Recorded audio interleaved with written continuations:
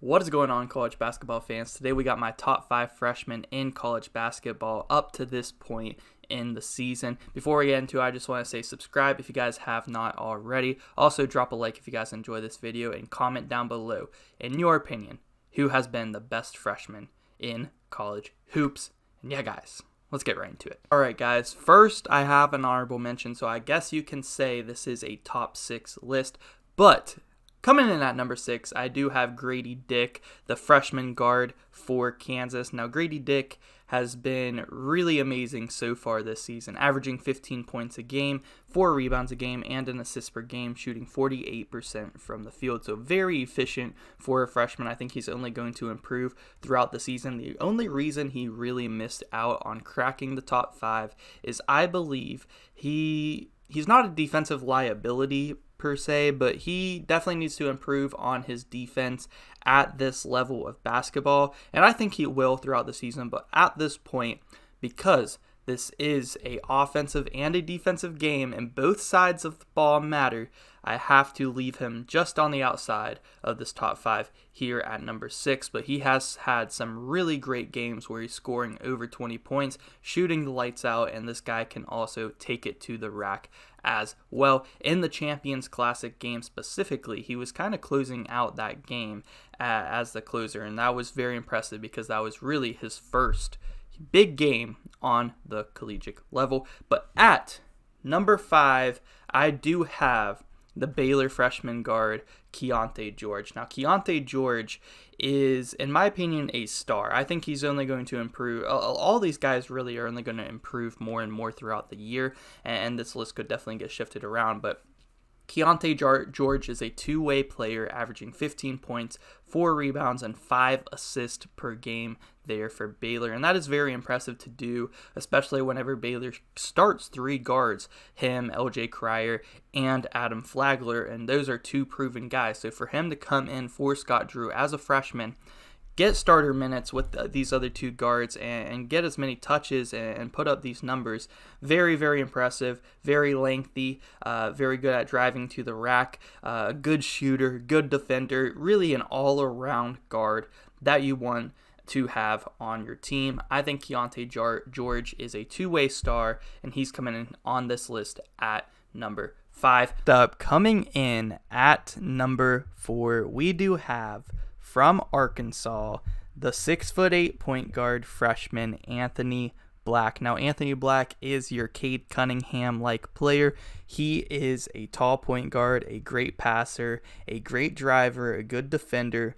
Still working on the shooting as well, but he's going to be able to shoot the rock as well. He's going to be a top NBA prospect for sure.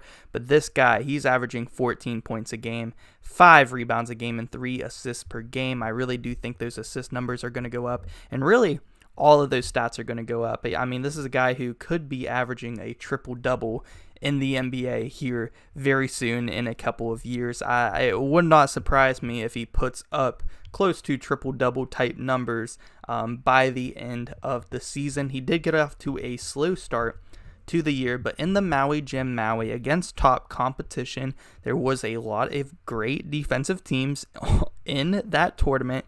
He really broke out as a star, and very excited to watch him improve even more throughout the year and see how far he can lead this Arkansas team, especially with number 1 overall prospect Nick Smith Jr. coming to join him on this squad as he slowly gets back from his early season injury. Next up, coming in at number 3, we have Juwan Howard's birth son, Jett Howard. And Jett Howard has been spectacular so far this season, averaging 15 points a game, 2 rebounds, and 2 assists. I think he is a freshman star. Again, a player who is going to improve more and more throughout the year, but still shooting 50% from the field. 6'8" guy, a guy listed as a guard. I think he's going to improve as a passer. He's a really good defender, of course, there at 6'8", and he can score the rock. So I really liked what I've seen from Jett Howard.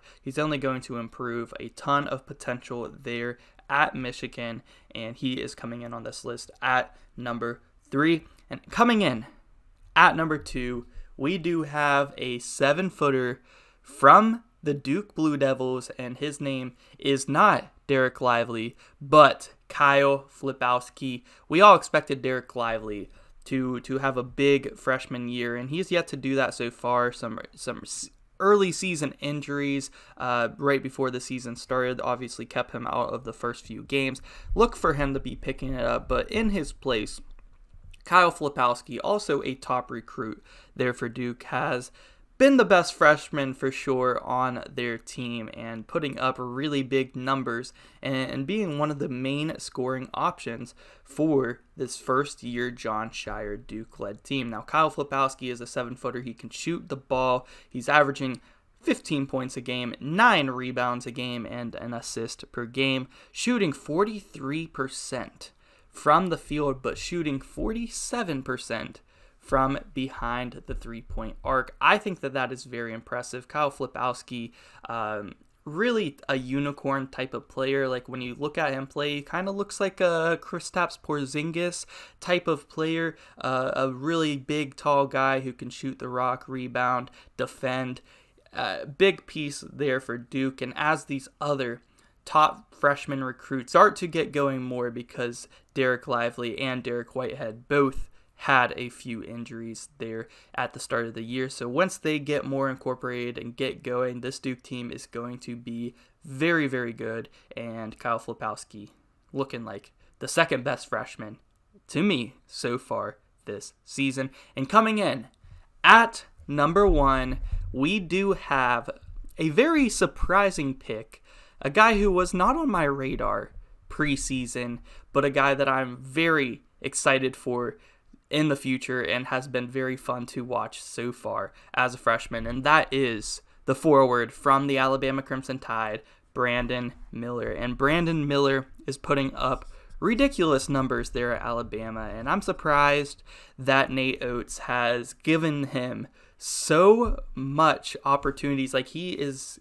getting a lot of shots up per game, and I'm really happy to see that, because Nate Oates recognizes that this guy is a superstar in college basketball and could lead this Alabama team deep into the tournament if he improves more and more throughout the season and plays in these big games, plays in these big SEC matchups. I think Brandon Miller could lead them far. He's averaging 18 points a game, 9 rebounds per game, and 2 assists per game, shooting 43% from behind the arc as a 6'9" forward, a guy who's just, he has that Jabari Smith type build, that Kevin Durant type build, not quite as tall as KD, but just very lengthy, kind of like a Brandon Ingram, those type of players, and he has that type of potential. Very excited about Brandon Miller and continuing to watch all of these freshmen improve and be great throughout this season. Let me know if there's a freshman on your radar that I missed on this list, or if you guys agree and think that Brandon Miller is the best freshman in the country so far. Let me know that down below in the comment section. Make sure you guys subscribe if you guys are new, and if you missed it, last night we had episode 1 of my college basketball podcast. It is up on YouTube under the live section, and we will be doing that every single Thursday night at 10 o'clock if you guys want to tune in live, or if you guys want to listen after, it will always be up on the channel under the live section at 10 p.m. on Thursday. So yeah, guys, that is going to do it for this video. Again, thank you guys so much for watching, and I'm out.